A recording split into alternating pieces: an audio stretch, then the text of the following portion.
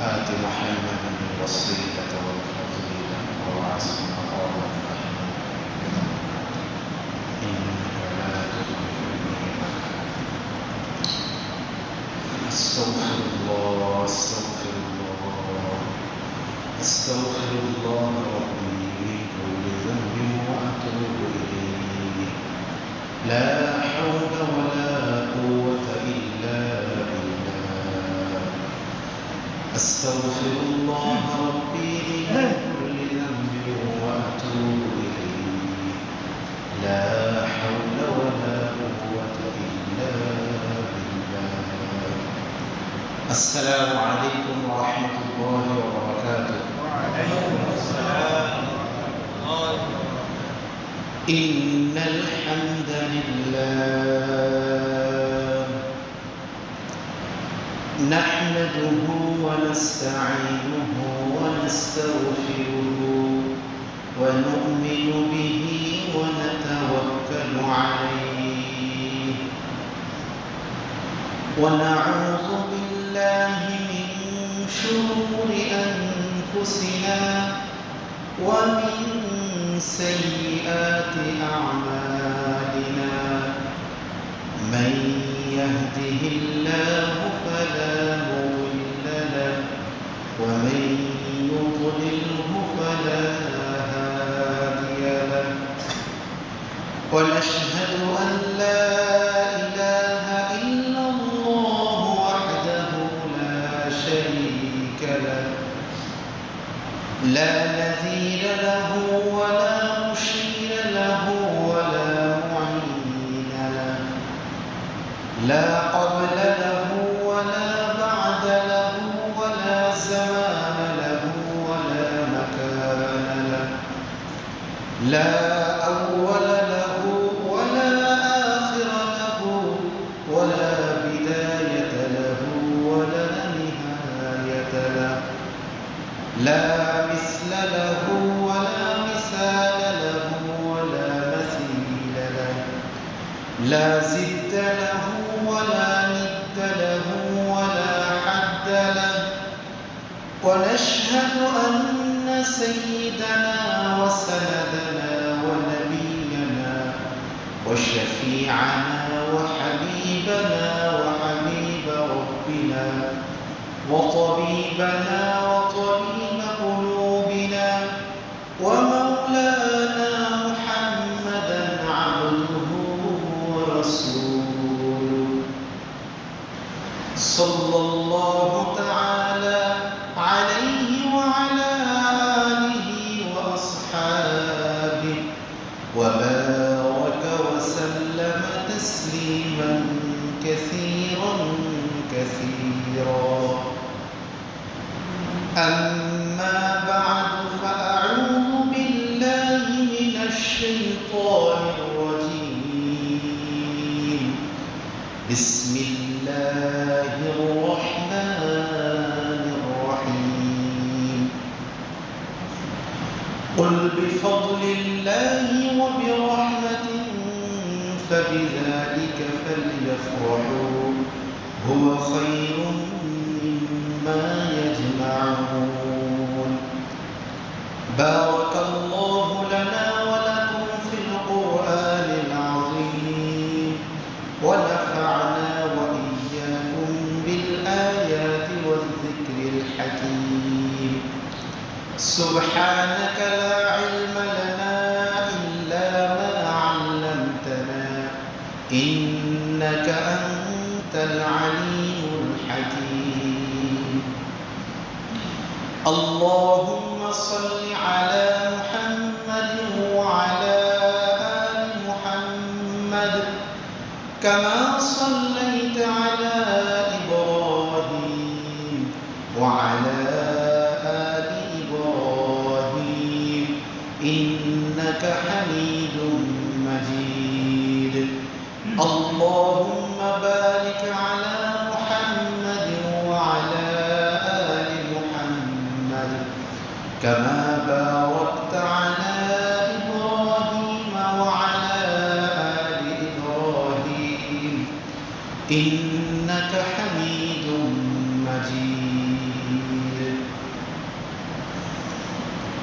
हर इब्तिदा से पहले हर इंतहा के बाद, हर इब्तिदा से पहले हर इंतहा के बाद, ज़ात नबी बुलंद है ज़ात खुदा के बाद।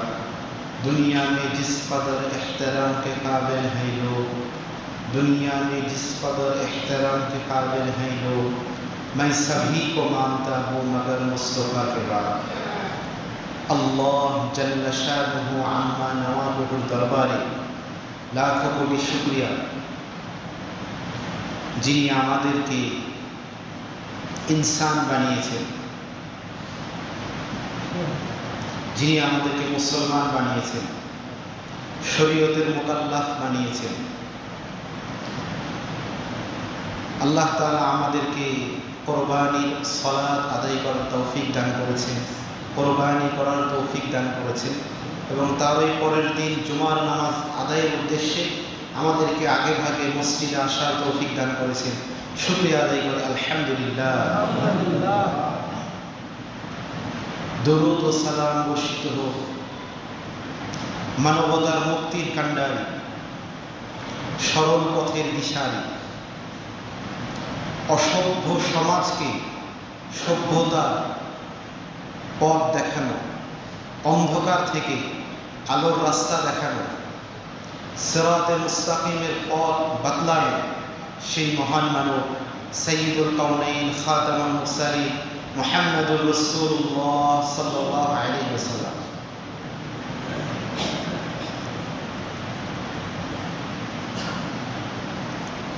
পৃথিবীতে আল্লাহ তাআলা যত মানুষ সৃষ্টি করেছেন, সমস্ত মানুষগুলোই যে কোনো ধর্ম অবলম্বন, প্রত্যেকটা মানুষই কোনো না কোনো ধর্ম অবলম্বন করে চলে। চাই সে মুসলিম হোক, চাই সে খ্রিস্টান হোক বা যে কোনো ধর্মেরই হোক। যারা নাস্তিক, কোনো ধর্ম অবলম্বী না, তারা যে একেবারেই কোনো ধর্মকে মানে না বিষয়টা তা না, ওরাও কোনো একজনকে ফলো করে, সেটা আমাদের সামনে প্রকাশ করে না। আমরা মুসলমান, আমাদের ধর্ম ইসলাম, এটা আমরা প্রকাশ করি।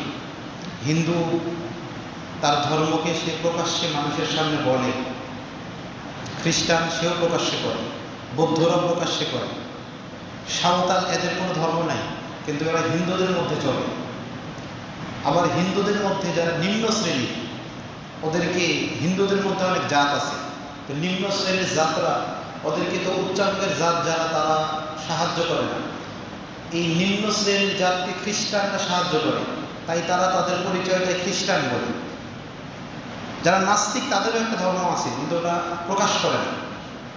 তো পৃথিবীতে যত মানুষকে আল্লাহ বানিয়েছেন সবাই কোনো না কোনো ধর্ম অবলম্বী, প্রত্যেকেই কোনো না কোনো ধর্ম অনুসরণ করে। যে যেই ধর্মের অনুসরণ করে, যেই ধর্ম মেনে সে চলে, প্রত্যেক ধর্মের মধ্যেই আনন্দের দিন থাকে, খুশির দিন থাকে, উৎসবের দিন থাকে। তবে পৃথিবীতে ইসলাম এমন একটা ধর্ম, একমাত্র ইসলাম ধর্ম ছাড়া পৃথিবীর যত ধর্ম অবলম্বীরা আছে প্রত্যেকেই আনন্দ উদযাপন করে, খুশির দিন তারা বানায়। এই খুশির দিনগুলো তারা বানানোর উদ্দেশ্য এই, হয়তো তাদের এই খুশির দিন বানানোর পিছনে, এই দিনে তারা উৎসব পালনের পিছনে পূর্বের কোনো একটা ইতিহাস আছে।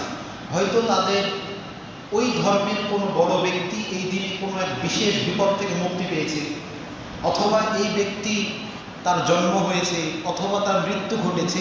কোনো একটা বিশেষ বস্তুকে, বিশেষ ব্যক্তিকে কেন্দ্র করে তারা উৎসব পালন করে।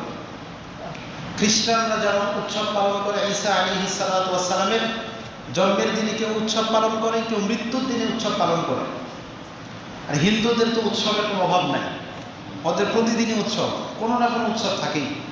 তো মুসলিমের উৎসব এটা একমাত্র উৎসব এমন, যেই উৎসবের, যেই আনন্দের দিনের পূর্বের কোনো ইতিহাস নাই যে অমুক ব্যক্তির দিকে লক্ষ্য করে, অমুক কাজ থেকে মুক্তি পাওয়ার কারণে, অমুক ভালো বিষয়টা এই দিনে হয়েছিল সেই কারণে, এমন কোনো বিষয় নাই। মুসলমানের খুশির দিনগুলো, উদযাপনের দিনগুলো সরাসরি আল্লাহ তাআলার পক্ষ থেকে। সুবহানাল্লাহ বলবেন না? মদিনায় রাসূলুল্লাহ সাল্লাল্লাহু আলাইহি ওয়াসাল্লাম খুতবা দিচ্ছিলেন। ওই মুহূর্তে সাহাবায়ে কেরামের কিছু মানুষ, কিছু সাহাবী এমন ছিলেন যারা লম্বা আমর, মানে বয়স অনেক বেশি ছিল। তারা সরাসরি শুরু জামানাতে মুসলমান হননি, তাদের মধ্যে জাহিলি যুগের কিছু প্রভাব ছিল। তো ওনারা ওই মদিনাতে 2 দিন উদযাপন করতেন। রাসূল তাদেরকে জিজ্ঞাসা করলেন, তোমরা এই 2 দিন উদযাপন করো কী হিসাবে? তারা রাসূলুল্লাহ সাল্লাল্লাহু আলাইহি ওয়াসাল্লামকে বললেন যে আমরা এই 2 দিন উদযাপন করি, জাহিলি যুগ থেকে এই 2টা দিনকে উদযাপনের দিন বানানো হয়েছে। এই দিনে আমরা আনন্দ করি, এই দিনে আমরা খেলাধুলা করি, এই দিনে আমরা মানুষের জন্য ভালো কিছু করি, এই দিনটাকে কেন্দ্র করে আমরা করি। রাসূলুল্লাহ সাল্লাল্লাহু আলাইহি ওয়াসাল্লাম সাহাবীদেরকে বললেন, জাহিলি যুগ যেহেতু শেষ হয়ে গেছে, তাদের আনন্দের দিনও শেষ, এটাকে বাদ দাও। আল্লাহ তাআলা তোমাদের জন্য নতুন 2টা দিনকে ধার্য করেছেন, যেই 2টা দিনে তোমরা আনন্দ করবা, যেই 2টা দিনে তোমরা উদযাপন করবা। 2টা দিন তোমাদেরকে আল্লাহ নির্ধারণ করে দিয়েছেন। তোমাদের জাহিলি যুগের দিন থেকে এই 2টা দিন বেশি উত্তম তোমাদের জন্য। তখন ওই সময় থেকে আল্লাহ রাসূল সাল্লাল্লাহু আলাইহি ওয়াসাল্লাম ঈদের সূচনা শুরু হয়ে গেল। মুসলমানের জন্য 2টা ঈদ ধার্য করা হলো, ঈদুল ফিতর, ঈদুল আযহা। ঈদুল ফিতর, ঈদুল আযহা। ঈদুল ফিতরের দিকে খেয়াল করেন, বিধর্মীদের দিকে লক্ষ্য করলে আমরা দেখতে পাই, হিন্দুরা যখন পূজা করে, পূজার মণ্ডপে তাদের সকল ব্যক্তিরা উপস্থিত হতে পারে না, উন্মুক্তভাবে সকলেই আসতে পারে না। উঁচু শ্রেণী, নিচু শ্রেণী সব ভাগ আছে। উঁচু শ্রেণী আসবে আলাদা সময়, নিচু শ্রেণী যাবে আলাদা সময়। আবার কিছু এলাকা এমনও আছে যেখানে সবাই একত্রিতভাবে যেতে পারে না। খ্রিস্টানদের মধ্যেও এমন আছে, বৌদ্ধদের মধ্যেও এমন আছে। তো মুসলিমদের মধ্যে এমন কোনো তফাৎ নাই। ঈদুল ফিতরে আল্লাহ তাআলা আমাদেরকে আদেশ কি দিয়েছেন? সদকাতুল ফিতর ওয়াজিব। এটা কোন সময়? নামাজের পূর্বে। কেন? নামাজের পূর্বে হওয়ার মেন হিকমত, উদ্দেশ্য এই, তোমরা যারা স্বাবলম্বী, তোমাদের মধ্যে যারা স্বাবলম্বী না, তাদেরকে সদকাতুল ফিতর আদায় করে তাদেরকেও স্বাবলম্বী বানাও, একত্রিত সবাই নামাজ পড়ো। আমাদের মধ্যে কোনো ভেদাভেদ আছে তখন? নাই। ঈদুল আযহাতে আসেন। ঈদুল আযহাতে কি? আজকে তোমরা খুশি মানাও, উদযাপন করো, সবাই একসঙ্গে নামাজ পড়ো, ভালো খাবার খাও। কিভাবে খাবে?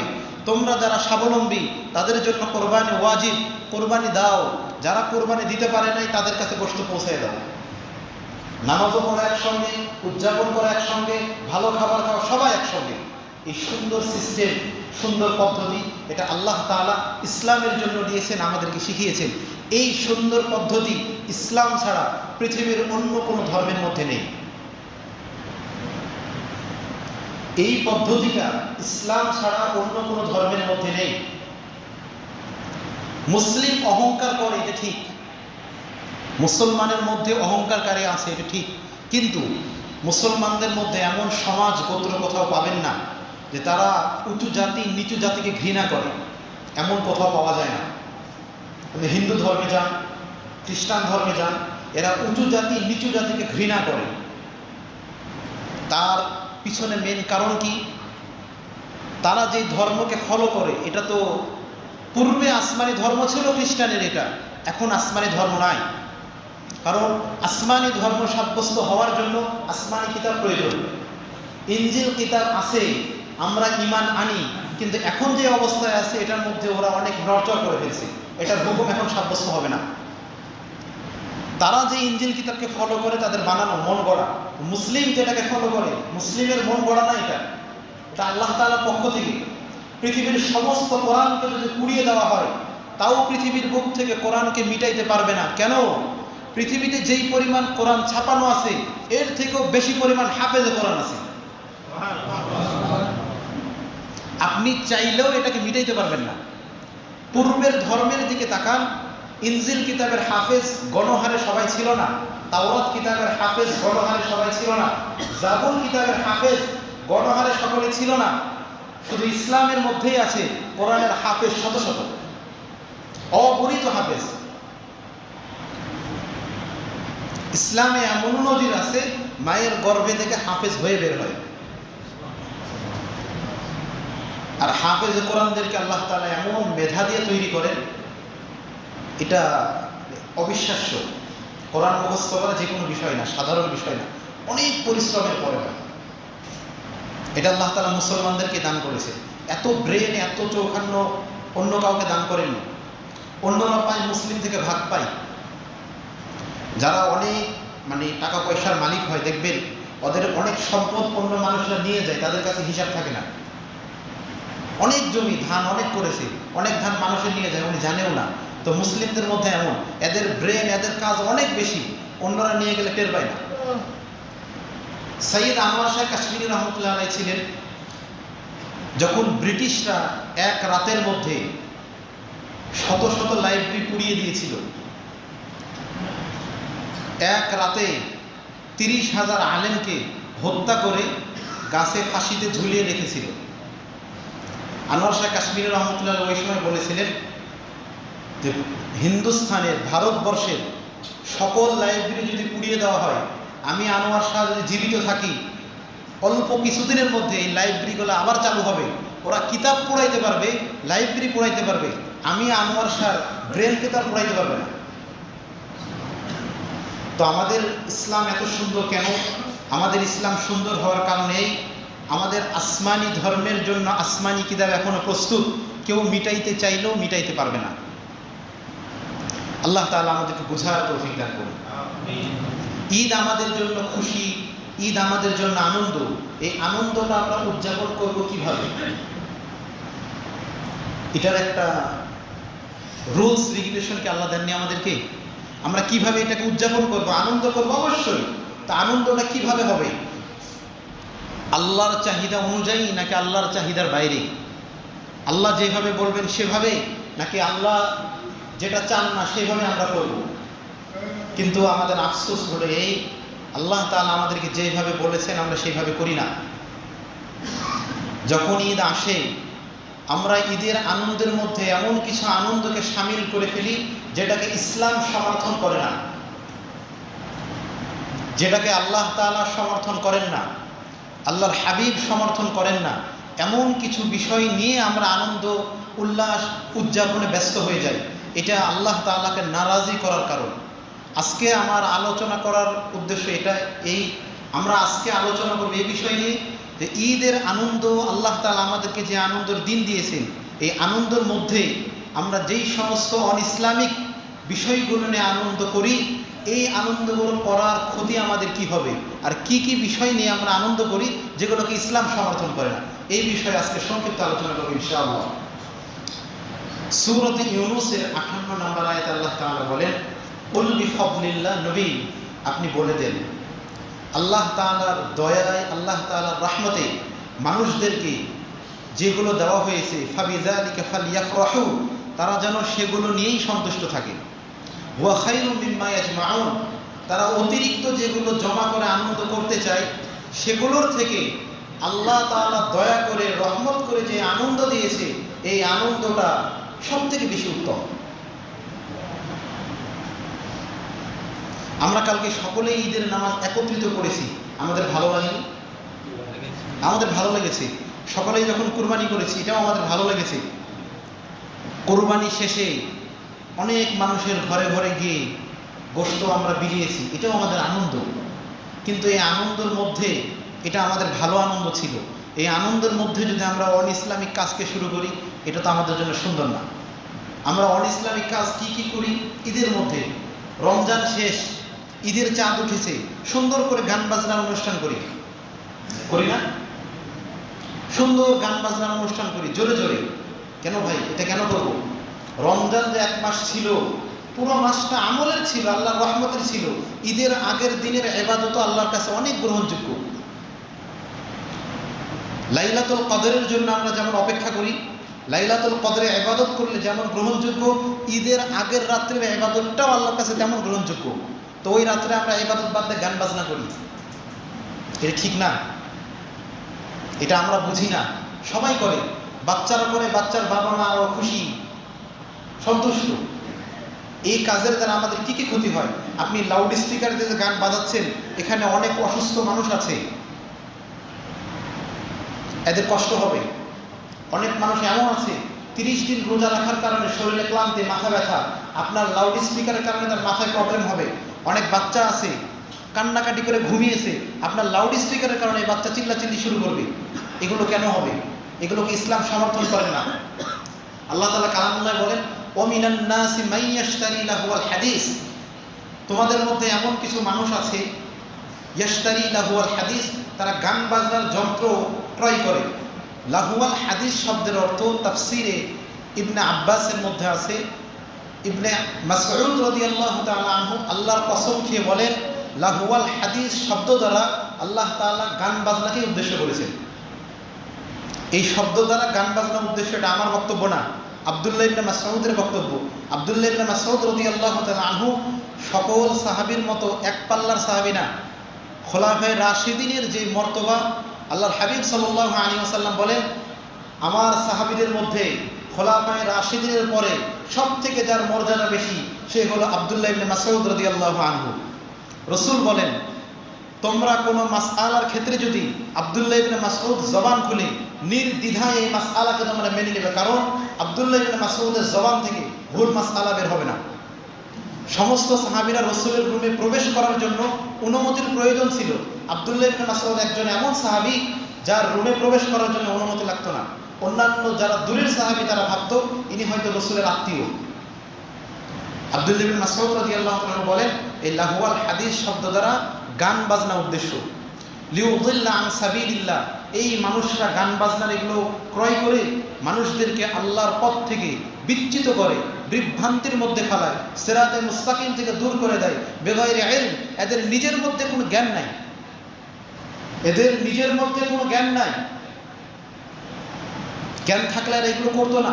ওয়াত্তাখিযাহা হুজওয়া, এগুলোকে তারা আনন্দের জিনিস বানায়, হাসি ঠাট্টা করে, এগুলো নিয়ে খুব মজা পায়।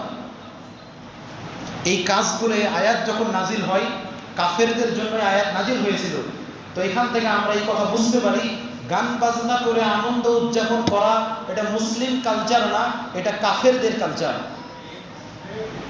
আমি কথা বুঝাইতে পারতেছি? গান বাজনা করা এটা মুসলিম কোনো কালচার না, এটা বিধর্মীদের কালচার, কাফেরদের কালচার। আমি কালকেও কিন্তু বলেছি একটা কথা, খেয়াল করছেন আপনারা, যে আপনি কোনো কাজ করার আগে ফলো করবেন আমার কাজ কার সঙ্গে মিলে, আমার কাজ কি সাহাবী ওয়ালা কাজ নাকি আমার কাজ কাফের ওয়ালা কাজ। পৃথিবীর প্রত্যেকজন মানুষ তার নিজের আইডল নিয়ে চলে, কাউকে না কাউকে ফলো করে। আপনি দেখবেন, আপনি যেইভাবে রাস্তায় হাঁটেন আপনার সন্তান আপনার মতো করে হাঁটে কিছুটা। আপনার কথা বলার বাচনভঙ্গি যেমন, আপনার সন্তানের কথা বলার বাচনভঙ্গিটাও কিছুটা এমন। 100 তো সব মিলবে না। এই জিনিসটা কেন হয়? সন্তান বাবাকে ফলো করে। পৃথিবীর প্রত্যেকটা মানুষই কাউকে না কাউকে আইডল বানিয়েছে, এটা প্রকাশ করুক অথবা গোপন করুক। আমরা মাথার চুল কাটি, এই চুল কাটার ক্ষেত্রেও সিস্টেম খুঁজি, কার মতো করবো, মুখের মতো, মুখের মতো। আমি যে কথা বলি, কথা বলার ক্ষেত্রেও আমি কাউকে না কাউকে ফলো করি। আমার প্রত্যেকটা কাজই আমি কাউকে না কাউকে ফলো করে চলি। তো ফলো করার ক্ষেত্রে আমাকে এটা স্মরণ রাখতে হবে, আমার ফলো করা কি ইসলামের কোনো ব্যক্তিত্বের সাথে সম্পৃক্ত নাকি যারা ইসলাম বিদ্বেষী তাদের সাথে সম্পৃক্ত। আমার আপনার খেয়াল করা উচিত। ভাই কথা বুঝাইতে পারতেছি? রাগ করতেছেন? হ্যাঁ, রাগ করেন না। আমার কথা আপনার এখন রাগ লাগতে পারে, এই কথা আপনিও বুঝবেন একদিন। আমি আজকে যেটা বলছি এটা আপনিও বুঝবেন একদিন, হয়তো আরেকটু বয়স হইলে অথবা বয়সের শেষ সীমানে পৌঁছাই গেলে বুঝবেন, আপনিও বুঝবেন। ওই দিন আপনার আমার কথা মনে পড়বে, আজকে রাগ করলেন। বুঝবেন সকলেই, যে যত বড়ই গুনাহ করুক, যত বড়ই খারাপ কাজ করুক, সকলেই একদিন বুঝবে। যখন সে শুনে তখন বুঝে আসে না, পরবর্তীতে বুঝে, সবাই বুঝবে একসময়। অনেক সন্তান বাবার অনেক কাজে গালি দেয়, কেন আব্বা আমাকে এটা কেন দিল না, এই কাজটা কেন হলো না, বুঝে না। ও যখন বাবা হয় তখন বুঝে যে আমার বাবা সেই দিন এই কাজটা কেন করেনি, সেই দিন এই জিনিসটা আমাকে কেন দেয়নি, এটা বুঝে। আমি আপনি সবাই বুঝবো। তো বুঝটা যদি আগে থেকে হয় আমার জন্য ফায়দা হবে, উপকার হবে। পরবর্তীতে বুঝলে আর সময় থাকবে না। আল্লাহ তাআলা আমাদেরকে বোঝার তৌফিক দান করুন। তো ঈদ উদযাপনের ক্ষেত্রে আমরা গান বাজনা থেকে বিরত থাকব, কারণ এটা ইসলামী সংস্কৃতি না, এটা বিধর্মীদের কাজ। এটা আমাদের কাজ না, এটা বিধর্মীদের কাজ। আমাদের আনন্দ করার জন্য তো আল্লাহ তাআলা ইবাদত দিয়েছেন। মুসলমান তো আনন্দ পাবে ইবাদতের মাধ্যমে। আল্লাহ আমাদেরকে বোঝার তৌফিক দান করুন। দ্বিতীয় নাম্বার, যখন ঈদ আসে ঈদের পরে আমরা ঘোরাঘুরি করি, বিনোদনের জন্য আমরা একটু বাইরে যাই, সফর করি, পার্কে যাই, নদীর পাড়ে যাই, রেস্টুরেন্টে যাই। এই ক্ষেত্রে আমরা পর্দার মাসআলাকে খেয়াল করি না। পুরুষ মহিলা একত্রিত করি। আর সব থেকে আফসোসের বিষয় কি, এখন আমাদের যুগটা এমন অবস্থায় পৌঁছাই গেছে, প্রত্যেকের হাতে স্মার্টফোন, সকলের হাতে, ছোট বড় বৃদ্ধ সবার হাতে। যে বাচ্চাটা এখন স্কুলে যায় না সেও স্মার্টফোন চালানো বুঝে। যেই লোকটা রিক্সা চালায়, নিজের নামটাও লিখতে পারে না, সেও স্মার্টফোন ইউজ করে। আমাদের হাতে ছড়িয়ে গেছে। কোনো মহিলা যদি, উদাহরণ হিসেবে আমি বলছি, এই রাস্তায় যদি কোনো মহিলা বেপরদায় চলাফেরা করে, তো এই মহিলাটাকে বেপরদা অবস্থায় দেখবে শুধু কালুপুরের মানুষ, অন্য কেউ দেখতে পাবে না। কিন্তু আমাদের যুগ এমন এক অবস্থায় দাঁড়িয়েছে, একজন মহিলা মেয়ে বেপরদায় চললে শুধু কালুপুরের মানুষ দেখে না, পুরো পৃথিবীর মানুষ দেখে। এই পুরো পৃথিবীর মানুষকে দেখানোর ব্যবস্থা কে করে দেয়? স্মার্টফোনে। সে রিলস বানায়, টিকটক বানায়। তার বেপরদেগি, সে যে পর্দা করে না, সে যে বেহায়া, এটা শুধু তার এলাকার মানুষকে জানায় না, পুরো পৃথিবীর মানুষকে জানায় সে। পৃথিবীতে সবথেকে অসভ্য জাতি হলো ইয়াহুদি। পৃথিবীতে সবথেকে অসভ্য জাতি ইয়াহুদি। এদের মতো অসভ্য জাতি পৃথিবীতে কেউ ছিল না, পূর্বেও ছিল না, এখনো নাই। মুসলমানদের বড় বড় যুদ্ধের ইতিহাস যখন পড়বেন, ওই যুদ্ধের ইতিহাসগুলোর মধ্যে দেখবেন, যুদ্ধের মধ্যে সমস্ত সৈনিক এক মাপের থাকে না। কিছু কিছু সৈনিক থাকে সাধারণ, যাদের মন মানুষের মধ্যে একটু দুর্বল থাকে, অল্প কিছুতেই সে গলে যায়, একটু ভয় পাইলেই সরে আসে। তো এই যুদ্ধের ময়দানগুলোতে যে দুর্বল সৈনিকগুলো থাকে, এই সৈনিকগুলোকে যুদ্ধ থেকে ফিরিয়ে নিয়ে আসতে, তাদেরকে যুদ্ধে বাধা দিতে, তাদের মেজাজকে নষ্ট করার জন্য ইয়াহুদিরা তাদের মেয়েদেরকে যুদ্ধের ময়দানে পাঠিয়ে দিত। এই কাজটা খ্রিস্টানরা আগে করে নাই, ইয়াহুদি সর্বপ্রথম করছে।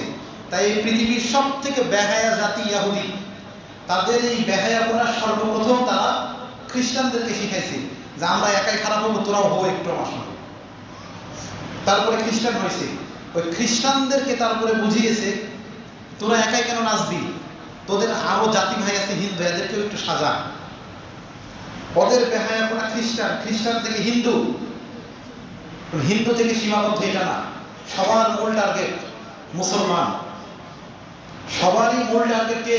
মুসলমান। কোরআনে আল্লাহ তাআলা বলতেছেন, ওয়াকালাতিল ইয়াহুদু লাইসাতিন নাসারা আলা শাই। ইয়াহুদিরা বলে খ্রিস্টানরা কিছু না, এদের কোনো অস্তিত্ব নাই। ওয়াকালাতিন নাসারা লাইসাতিল ইয়াহুদু আলা শাই। খ্রিস্টানরা বলে ইয়াহুদিরাও কিছু না, এদের কোনো অস্তিত্ব নাই। কোরআনের এই কথা দ্বারা আমরা বুঝতে পারি, খ্রিস্টান ইয়াহুদি উভয়ের শত্রু। এটা তারা জাতিগতভাবে তারা শত্রু, কিন্তু মুসলিমকে কষ্ট দেওয়ার জন্য, মুসলমানকে মারার জন্য, মুসলমানকে নষ্ট করার জন্য, মুসলমানের কালচারকে ধ্বংস করার জন্য, মুসলমানকে বিভ্রান্ত করার জন্য সকলে একমত, প্রত্যেকে একমত।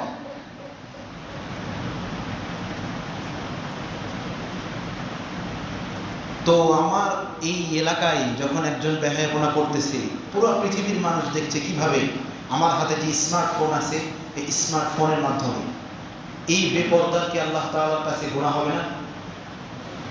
রাসূল হাদিসের মধ্যে বলেছেন, আমার উম্মতের মধ্যে দুই শ্রেণীর মানুষ এমন আসবে যাদেরকে আমি এখনো দেখি নাই।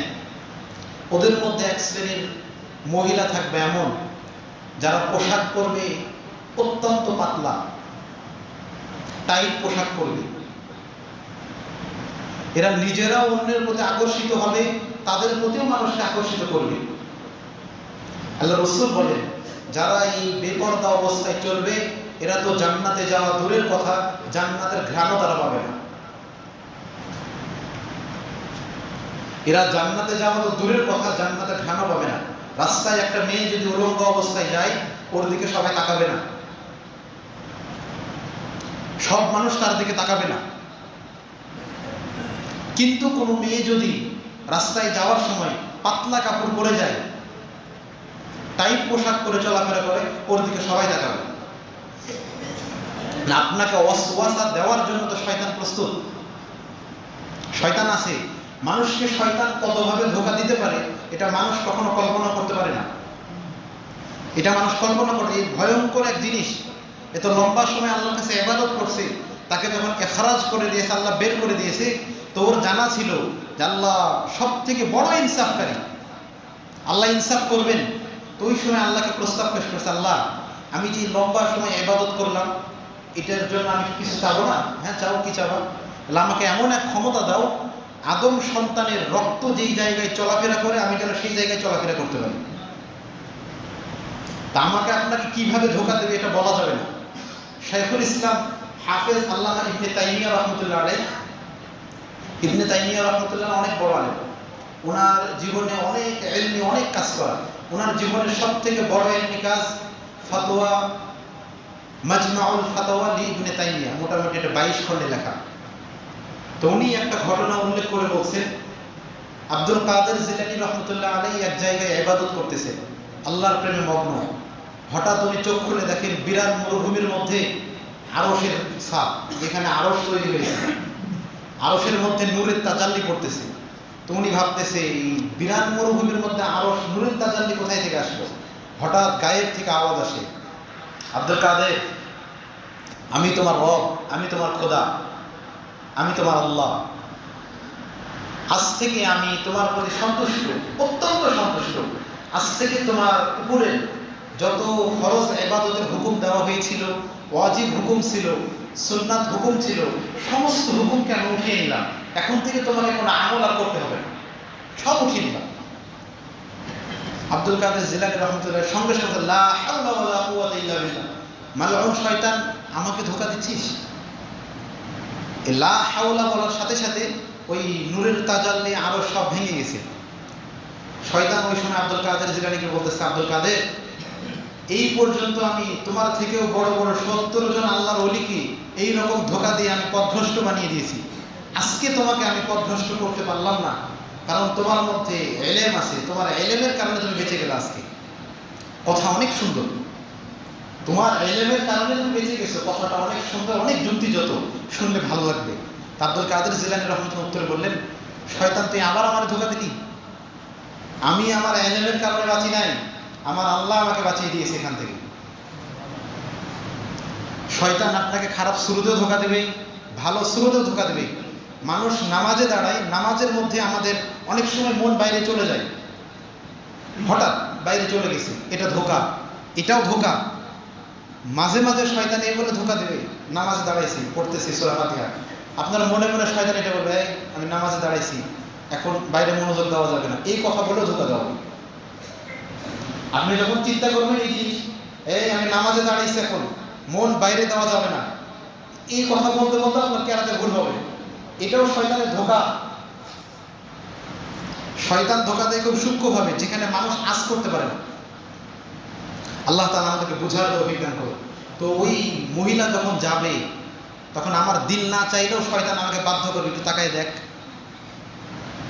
একবার নজর পড়লেই কাম শেষ, ওই সারাদিন আপনার মাথার মধ্যে ওটাই ঘুরবে। আল্লাহ তাআলা আমাদেরকে বোঝার অভিজ্ঞান করো।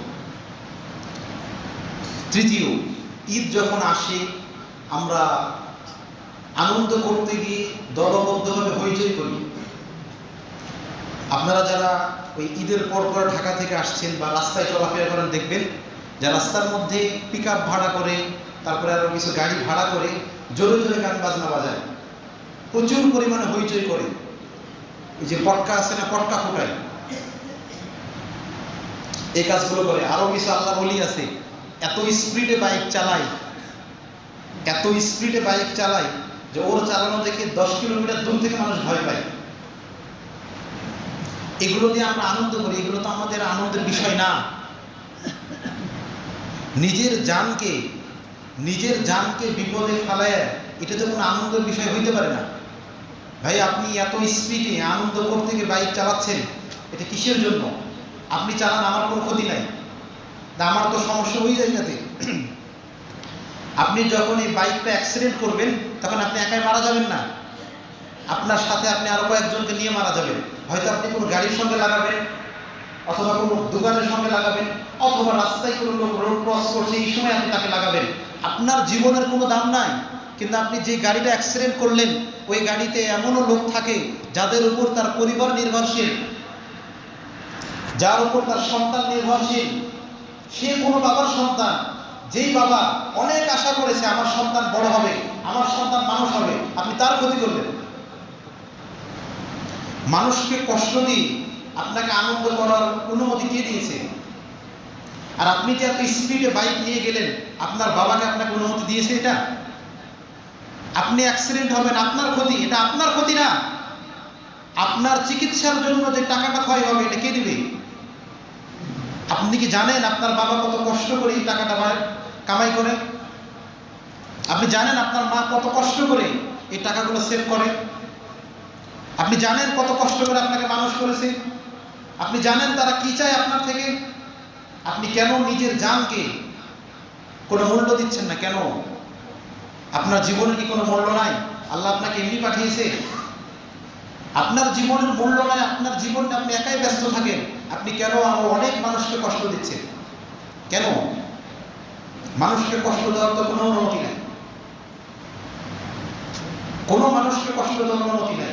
আপনি কাউকে কষ্ট দিলেন, সেই মানুষটা যদি ধৈর্য ধরে নেয়, আপনার জন্য কি ভয়ঙ্কর পরিস্থিতি দাঁড়াবে এটা আল্লাহ ছাড়া কেউ জানেন না। আমি উদাহরণ হিসেবে বলতেছি, শাইখুল হিন্দ রহমতুল্লাহ আলাইহি উনি এক মজলিসে বয়ান করছেন, যার ঘরে বিধবা মা বোন আছে বিবাহ দিয়ে দাও, তাদেরকে ঘরে রেখো না। উনি বয়ান করে চলে আসছেন, তো এক লোক তার সামনে আসছে, এসে বলছে, হুজুর আপনি তো বয়ান করলেন, আপনি নিজেকে আমল করবেন? অবশ্যই আমি নিজে আমল করবো, বলেন। তো হুজুর আপনার ঘরে যে একটা বিধবা আপনার বড় বোন আছে তাকে বিয়ে দিবেন?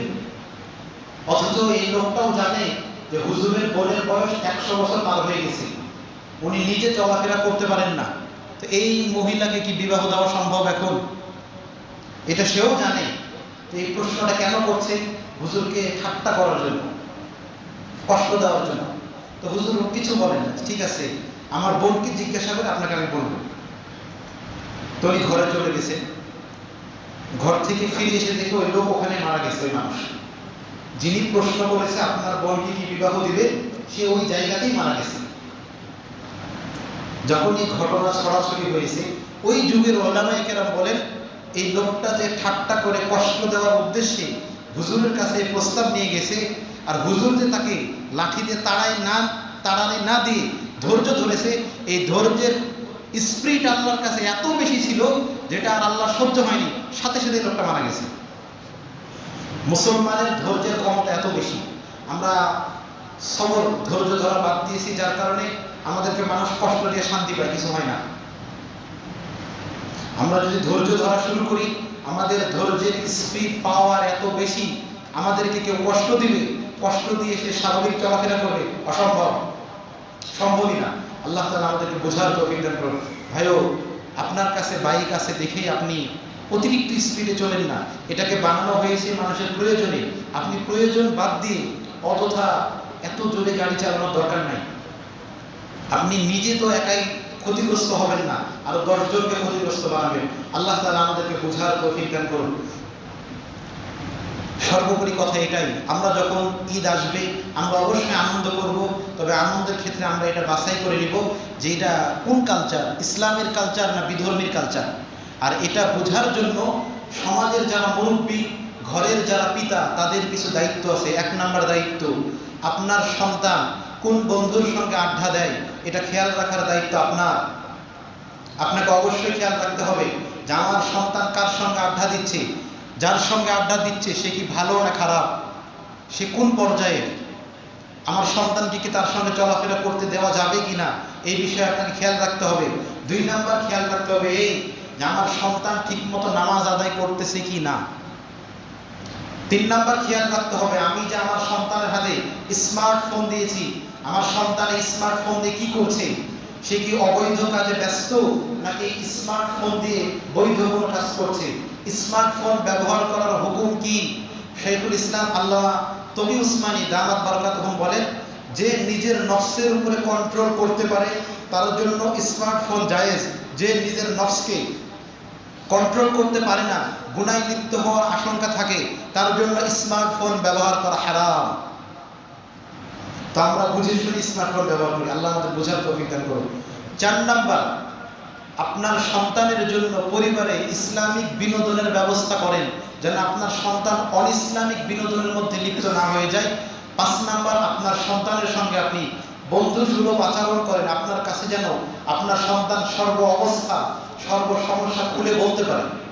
যদি এই কাজগুলো আমরা খেয়াল করি তো অবশ্যই আমাদের সন্তান আর অন্যদিকে যাবে না, আমাদের সন্তান মানুষ হবে। হয়তো আজকে আপনার সন্তান ছোট, আপনি যদি মানুষ করেন আপনার সন্তানই একদিন এই দেশের প্রধানমন্ত্রী হবে, আপনার সন্তানই একদিন এই দেশের মন্ত্রী হবে, আপনার সন্তান এই দেশের প্রশাসক হবে। তো আপনি যদি ভালো শিক্ষা দেন ওদের থেকে মানুষ ভালো কিছু পাবে, আপনি যদি শিক্ষা না দিয়ে যান ওদের থেকে মানুষ ভালো কিছু পাবে না। আল্লাহ তাআলা আমাদেরকে এগুলো বুঝে আমল করা এবং অন্যের কাছে এগুলো পৌঁছানোর তৌফিক দান করুন। ওয়া আখিরু দাওয়ানা আলহামদুলিল্লাহি রাব্বিল আলামিন। যারা সুন্নাত পড়েন না তারা সুন্নাত পড়েন।